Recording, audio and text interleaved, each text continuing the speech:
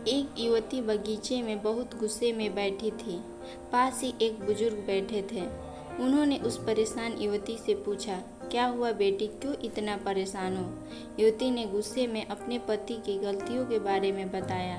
बुजुर्ग ने मंद मंद मुस्कुराते हुए युवती से पूछा, बेटी क्या तुम बता सकती हो तुम्हारे घर का नौकर कौन है? युवती ने हैरानी से पूछा, क्या मतलब है? बुजुर्ग ने कहा, तुम्हारे घर की सारी जरूरतों का ध्यान रखकर उनको पूरा कौन करता है? युवती बोली, मेरे पति। बुजुर्ग ने पूछा, तुम्हारे खाने पीने के और पहनने ओढ़ने की जरूरतों को कौन पूरा करता है? युवती फिर बोली, मेरे पति। बुजुर्ग, तुम्हें और बच्चों को किसी बात की कमी न हो और तुम सबका भविष्य सुरक्षित रहे, इसके लिए हमेशा चिंतित कौन रहता है? युवती बोली, मेरे पति। बुजुर्ग ने फिर पूछा, सुबह से शाम तक कुछ रुपयों के लिए बाहर वालों की और अपने अधिकारियों की खरी खोटी हमेशा कौन सुनता है? परेशानी और गम में कौन साथ देता है? युवती बोली, मेरे पति। बुजुर्ग, तुम लोगों के अच्छे जीवन और रहन सहन के लिए दूर दराज जाकर सारे सगे संबंधियों को, यहाँ तक कि अपने माँ बाप को भी छोड़कर जंगलों में भी नौकरी करने को कौन तैयार होता है? युवती बोली, मेरे पति। बुजुर्ग फिर पूछा, घर के गैस, बिजली, पानी, मकान, मरम्मत, रख रखाव, सुख सुविधाएं, दवाई, किराना, मनोरंजन, भविष्य के लिए बचत, बैंक, बीमा, अस्पताल, स्कूल, कॉलेज, पास पड़ोस, ऑफिस और ऐसी ही न जाने कितनी सारी जिम्मेदारियों को एक साथ लेकर कौन चलता है? युवती बोली, मेरे पति।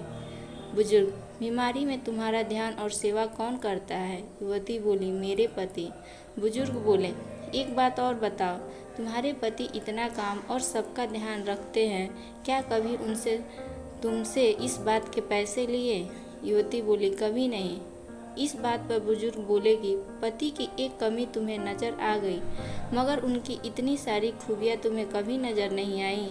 मानो न मानो, जब तुम दुखी हो तो वो तुम्हें कभी अकेला नहीं छोड़ेंगे। वो अपने दुख अपने ही मन में रखता है, लेकिन तुम्हें नहीं बताता, ताकि तुम दुखी ना हो।